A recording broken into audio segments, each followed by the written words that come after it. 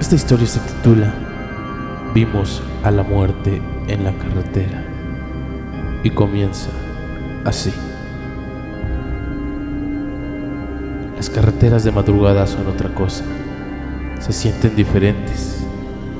El aire es más denso, más frío, como si algo invisible recorriera el camino junto a ti. No importa cuántas veces manejes por la misma ruta, siempre hay un momento en que las luces del auto parecen perder la fuerza. La oscuridad se siente más espesa y la piel se te pone de gallina sin razón aparente. Saúl y yo estábamos acostumbrados a esos viajes. Llevábamos años dedicándonos al comercio ambulante. Vendíamos playeras en el puerto de Veracruz. Siempre nos movíamos en la misma ruta. Salíamos de madrugada para llegar temprano al puerto ambulante. Vendíamos todo lo que podíamos y regresábamos por la noche. A veces el viaje era muy largo, pero lo conocíamos de memoria. Algunas veces manejaba él, algunas manejaba yo. Dependía de nuestro estado de ánimo. Sin embargo, esa noche algo cambió, porque esa noche la muerte nos vio y nos marcó. Eran aproximadamente las 3 de la madrugada. En esta ocasión, Saúl iba manejando, mientras yo trataba de mantenerme despierto. La neblina flotaba sobre la carretera, formando figuras extrañas entre los árboles que se alineaban a los lados. No se veía ninguna otra luz en kilómetros, solo nosotros y la nada. El camino estaba tan silencioso que hasta el sonido del motor me parecía demasiado fuerte. Miré a Saúl. Él siempre fue un tipo demasiado fuerte y confiable, pero esta vez él se veía concentrado en la carretera. Su expresión estaba muy tensa. Ambos sabíamos que ese tramo era peligroso, no solo por los asaltantes, sino porque era una zona donde la visibilidad bajaba demasiado. Y entonces, sin darle tantas vueltas, la vimos. Una silueta de una mujer en la distancia. Al principio pensé que era una sombra entre la neblina, pero no. A medida de que nos acercábamos, pude ver con más claridad. Era una mujer. Estaba parada en la orilla de la carretera, vestida completamente de negro. Su figura era rígida, inmóvil, como si no le afectara el viento helado. Un velo negro cubría su rostro, pero lo peor fue el gesto. Con una lentitud escalofriante levantó la mano y nos hizo una seña para que nos detuviéramos. Yo buscaba verle el rostro, pero fue algo imposible de ver. Un escalofrío me recorrió la espalda. No dije nada, tampoco Saúl. Simplemente seguimos nuestro camino. Pero sentí cuando su respiración se agitó. Yo lo miré de reojo. Tenía los nudillos blancos de tanto apretar al volante. Pasamos de largo. No sé si fue porque ninguno se atrevió a decir que nos detuviéramos, o porque en el fondo algo dentro de nosotros nos gritaba que no lo hiciéramos. El retrovisor aún reflejaba su figura. Seguía ahí, sin moverse, como si supiera algo, como si estuviera esperando algo. El resto del día transcurrió normal. Vendimos bien, gracias a Dios. Nos reímos de tonterías, comimos en el puerto y hasta nos animamos a nadar un poco. En ningún momento mencionamos lo que habíamos visto. Era como si, sin decirlo, habíamos decidido olvidar lo que había pasado en ese momento. Mas sin embargo, nos esperaba el camino de regreso. Caía la noche cuando tomamos la carretera de vuelta. La neblina había vuelto, aún más espesa que en la madrugada. Saúl conducía con la misma calma de siempre, pero esta vez noté que iba demasiado serio. El silencio entre nosotros se sentía diferente. Yo no podía dejar de pensar en la mujer de negro. Se me revelaba cada vez que cerraba yo los ojos. No podía sacármela de la cabeza la forma en que había levantado la mano, como si nos estuviera marcando, como si supiera algo que nosotros no. Fue entonces cuando pasó. Justo en la curva más cerrada del camino, lo vimos. Un tráiler venía a toda velocidad, invadiendo nuestro carril. No había tiempo de reaccionar. Sentí el grito de Saúl ahogarse en su garganta. Las luces del tráiler iluminaron el interior de la camioneta por un instante, y lo último que vi fue su cara llena de terror. Luego, el impacto, un sonido devastador, un destello blanco. Pude ver a Saúl entre el volante y los escombros, y después de esto, nada. Perdí el conocimiento y ya no recuerdo nada más. Desperté en el hospital. Había luces blancas sobre mí, voces murmurando a lo lejos, un dolor punzante en la cabeza. Traté de moverme, pero una enfermera me detuvo suavemente. Tranquilo, no te esfuerces. La miré confundido. Saúl, ¿dónde está Saúl? Su silencio lo dijo todo. Entonces lo supe. Saúl había muerto. No recuerdo cuánto tiempo pasé en shock. No recuerdo el funeral, ni las caras de los que fueron. Solo sé que días después, mientras miraba por la ventana de mi casa, lo entendí. Recordé su cara en el momento del impacto. Recordé la silueta de la mujer en la carretera. Recordé la señora con la mano. No nos estaba pidiendo ayuda. No nos estaba advirtiendo de un peligro. Nos estaba señalando, marcándonos, marcando nuestro destino. Y esa noche, lamentablemente, fue Saúl quien no volvió. Ya han pasado meses de este suceso y ya puedo hablar de ello con más despejo y claridad, aunque aún me duele emocionalmente cómo terminó. Al contarle a algunas personas cómo fue ese día, todas coinciden que lo que vimos en la carretera no fue otra cosa más que la muerte acechándonos.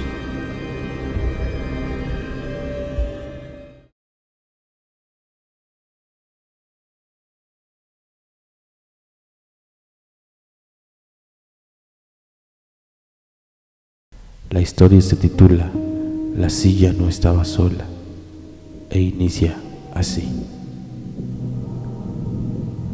Hace ya rato, cuando estaba en uno de mis primeros trabajos en la Ciudad de México, renté un departamento en uno de esos edificios viejos por el centro de la ciudad.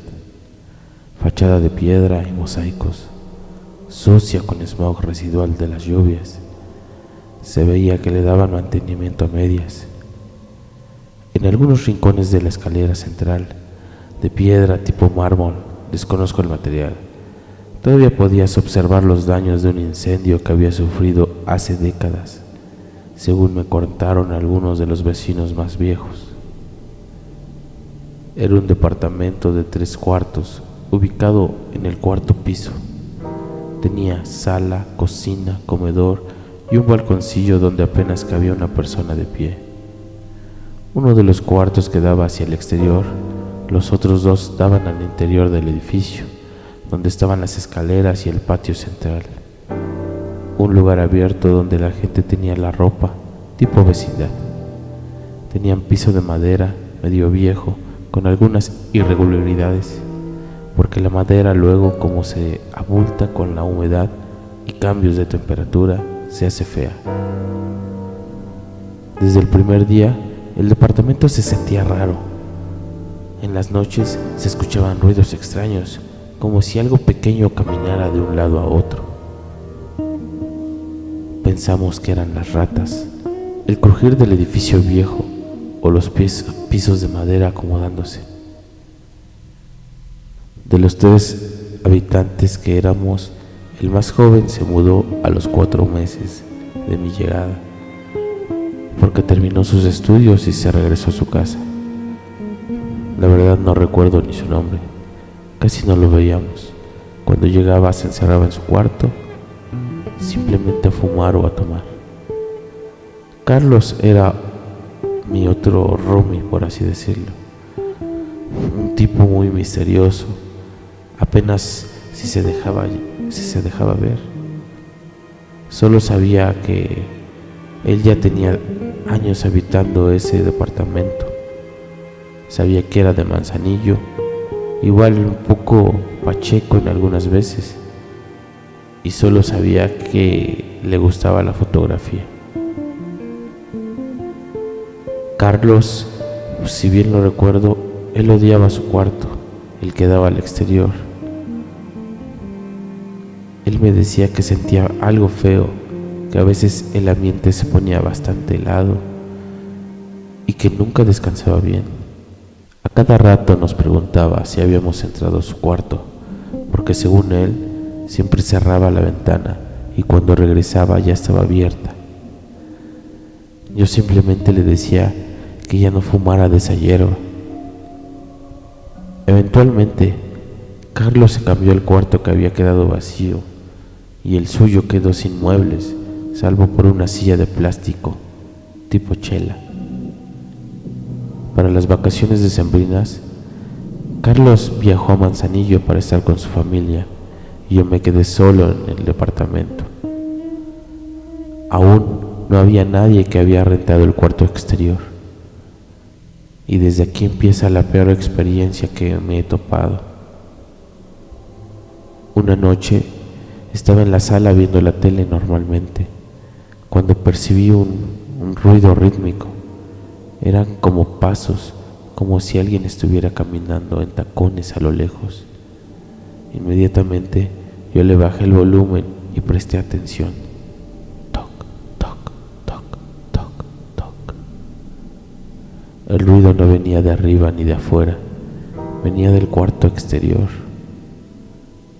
Me levanté y me acerqué a la puerta cerrada. Toc, toc, toc, toc.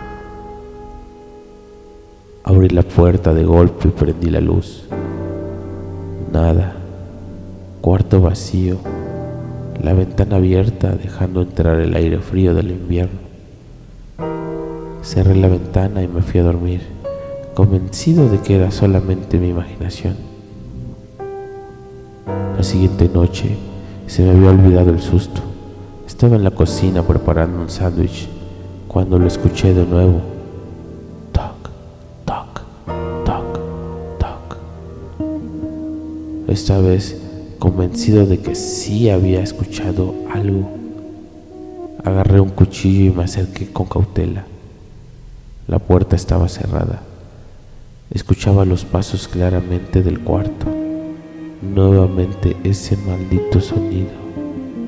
Toc, toc, toc, toc. Abrí la puerta inmediatamente con el cuchillo en la mano. Nuevamente no había nada, pero la ventana otra vez estaba abierta. Esta vez decidí quedarme en el cuarto. Me senté en la silla con el cuchillo en la mano. Si alguien estaba jugando conmigo, lo iba a descubrir. Pasó el tiempo, nada, hasta que la ventana se abrió de golpe, totalmente sola. Me acerqué y miré hacia afuera, nada, pero entonces los pasos detrás de mí. Toc, toc, toc. La adrenalina me paralizó. Sentí la piel helada. Giré tan rápido como pude y ahí estaba. Y de repente el foco parpadeó y se escuchó un crujido en el suelo. Algo se movió en la esquina. Ahí la vi. Una figura alta, delgada, con el cabello largo, embarañado y oscuro, pegado a la pared, como si ésta se estuviera absorbiendo con la oscuridad. Una mujer, estoy seguro que era una mujer, pues vi su pelo largo y negro. Vestía con un camisón viejo y manchado. Su piel era ceniza, casi transparente. Sus ojos oscuros y vacíos me miraban fijamente. No había sonido, no había aire, solo ella parada en medio del cuarto viéndome. Me di cuenta de que la silla de plástico ya no estaba. Ella era quien había caminado todo el tiempo. Un frío antinatural me recorrió la espina dorsal. Cuando yo traté de moverme, no lo podía. La figura avanzó un paso. Sus huesos crujieron como si llevase años sin moverse. Sentí un peso en el pecho, la parálisis del terror absoluto. Ella siguió moviéndose hasta sentarse en la silla. La luz parpadeó y parpadeó hasta que volvió a encenderse. En esos momentos, esta figura ya no estaba. Esa noche dormí con todas las luces encendidas. A la mañana siguiente, por supuesto, hice mis maletas. Nunca volví a ese departamento. Nunca supe qué vi en esa habitación. Nunca quise averiguar qué fue lo que vi. Lamentablemente, a veces, en las noches de silencio absoluto, todavía escucho esos pasos en mi cabeza.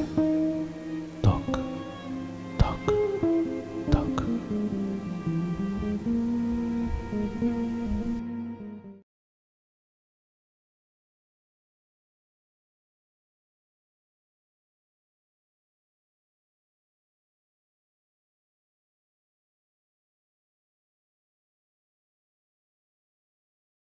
La historia se titula así: La anciana del hospital abandonado.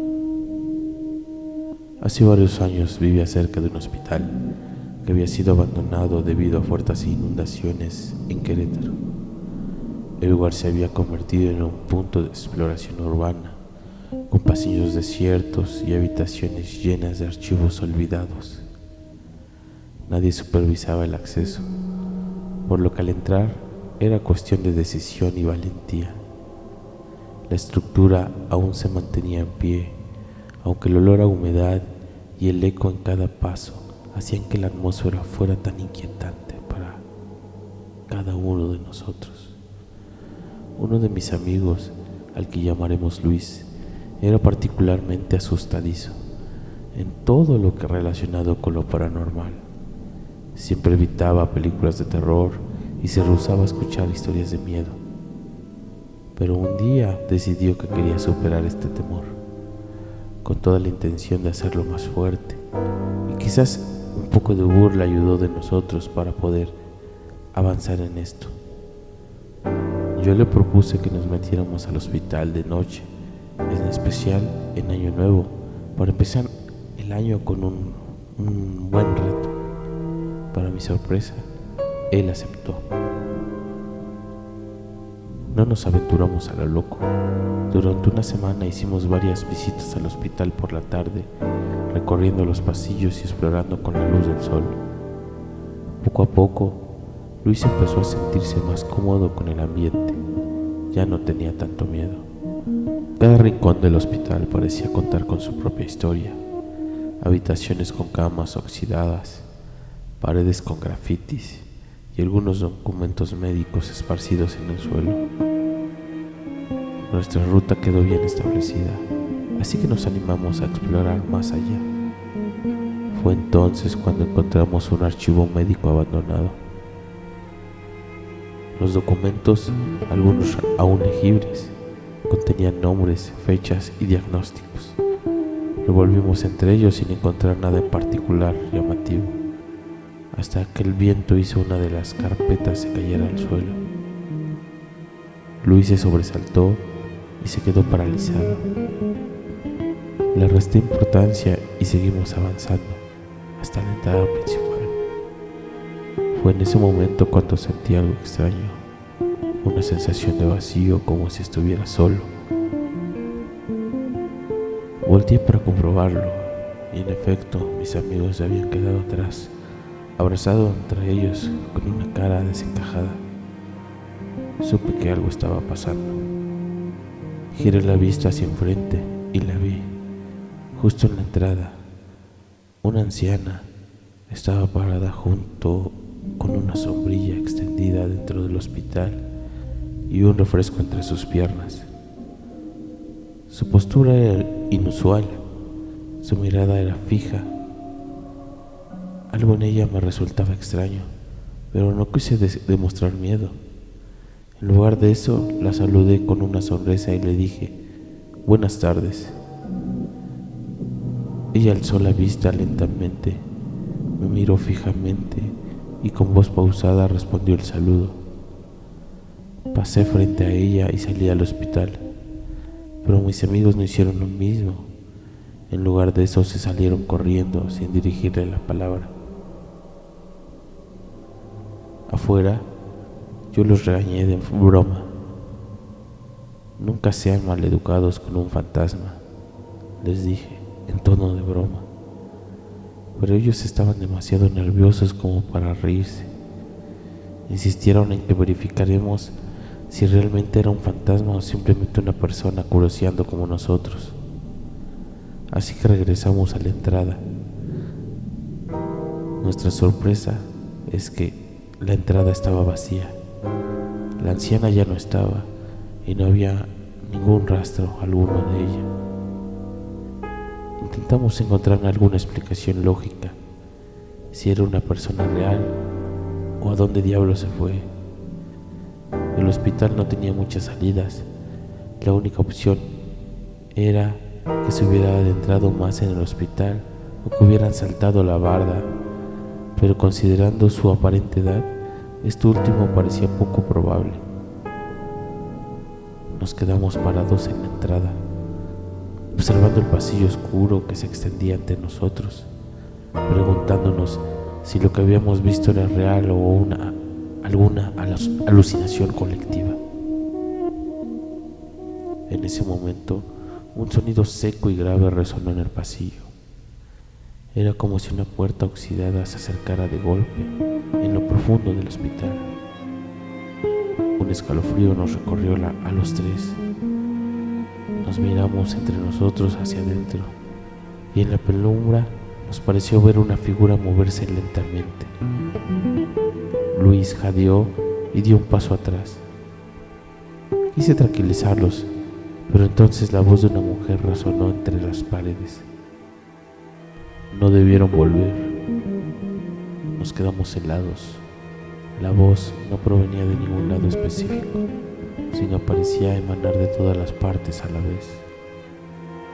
Un susurro gélido, viejo y quebrado. Mis piernas se paralizaron por un instante y luego, sin pensarlo, di media vuelta y corrí. Mis amigos hicieron completamente lo mismo. Corrimos sin mirar atrás, sintiendo que algo nos perseguía. El aire se tornó seco y denso, casi imposible de respirar. Al llegar a la barda por donde habíamos entrado, la escalonamos con torpeza, arañándonos con alambres oxidados. Luis cayó al suelo del otro lado y yo casi me resbalo antes de lograr cruzar. Cuando finalmente estuvimos a salvo, miramos de nuevo al hospital. En la entrada, donde antes estaba la anciana, ahora solo había oscuridad. Pero en lo más profundo del pasillo, un par de ojos brillaban en la penumbra. Nos estaban observando. Un segundo después, la figura desapareció. Desde esa noche ninguno de nosotros volvió al hospital. Pasaron los años y el lugar terminó siendo demolido. Pero hasta el día de hoy, cuando Luis y yo recordamos esta historia, siempre terminamos con la misma pregunta: si la anciana era solo una persona más, entonces, ¿qué fue lo que nos habló esta noche? ¿Qué fue lo que nos dio tanto miedo? Y sobre todo, ¿cómo pudo desaparecer? Agradecemos la historia en Siempre da Miedo.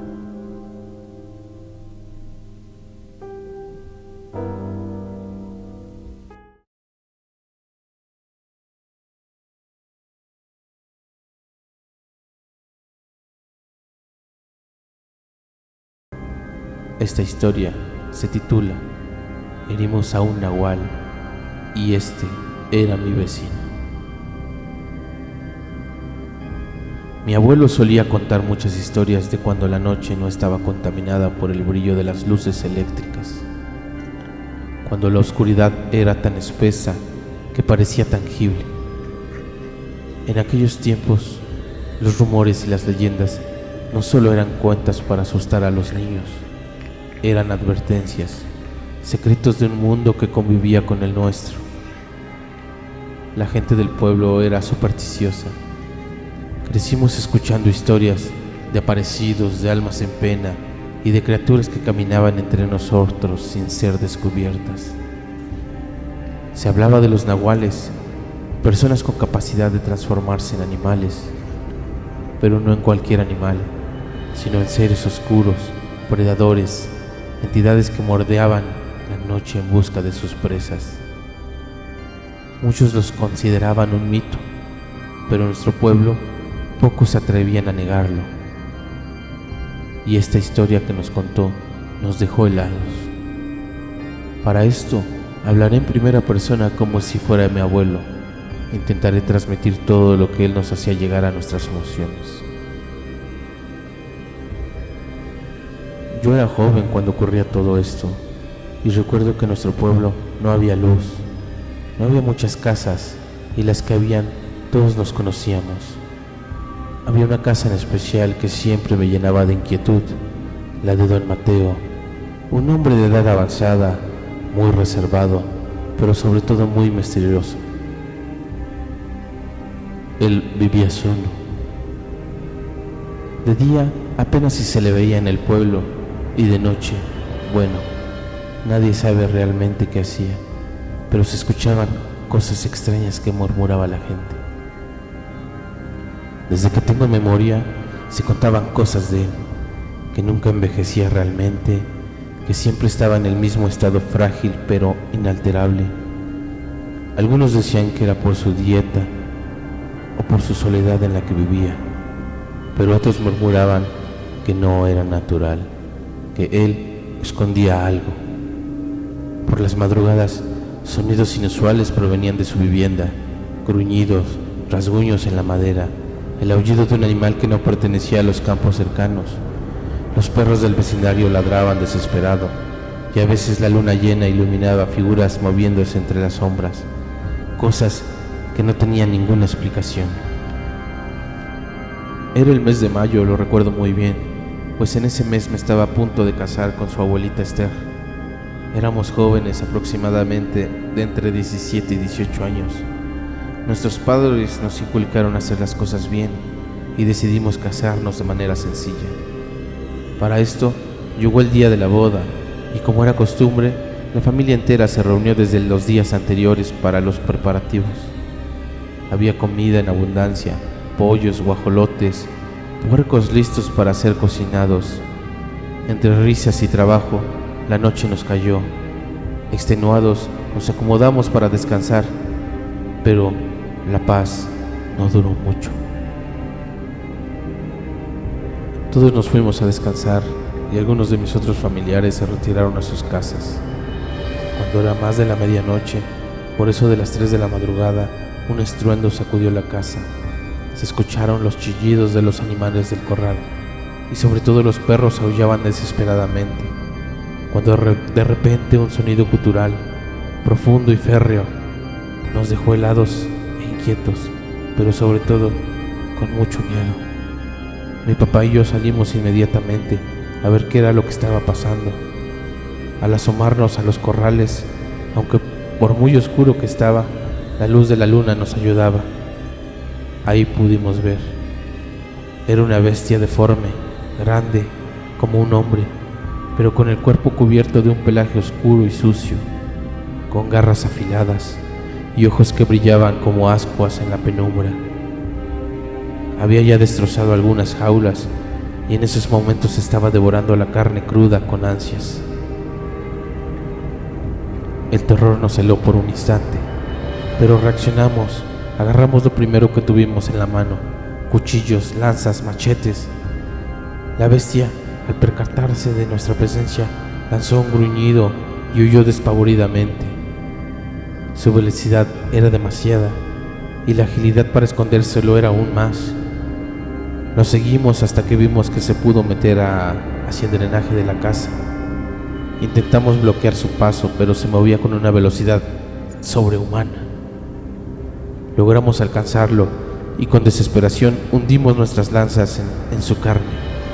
Sentimos como lo picábamos una y otra vez. La criatura rugió de dolor y su gruñido se tornó en un grito desgarrador, pero esta vez humano. Un escalofrío recorrió nuestras espaldas. La criatura forcejeó, se retorció y finalmente se escabulló en la oscuridad del drenaje. No supimos si había muerto o había logrado escapar, pero la escena quedó grabada en nuestras mentes para siempre. Al amanecer, cuando la luz del sol disipó la pesadilla de la noche anterior, la noticia corrió por el pueblo y la sorpresa fue que don Mateo había sido encontrado en su cama, moribundo, cubierto con heridas profundas en la espalda, como si lo hubieran atravesado con lanzas. Su piel estaba bastante lacerada y sus ojos reflejaban un terror indescriptible. No podía hablar, solo jadeaba y nos miraba con una mezcla de desesperación y odio. Fue entonces cuando comprendimos la verdad. Don Mateo era quien se convertía en el nahual. Era el ser que acechaba en la noche. Nosotros lo habíamos herido, lo habíamos cazado sin saber que la bestia y el hombre eran uno mismo. Días después, don Mateo murió en su lecho. Creíamos que todo había terminado, que el peligro había desaparecido. Pero en la casa de mi prima, en la oscuridad de la madrugada, se volvió a escuchar aquel sonido inconfundible. Oh sorpresa, don Mateo no era el único de su especie. En el pueblo había más nahuales.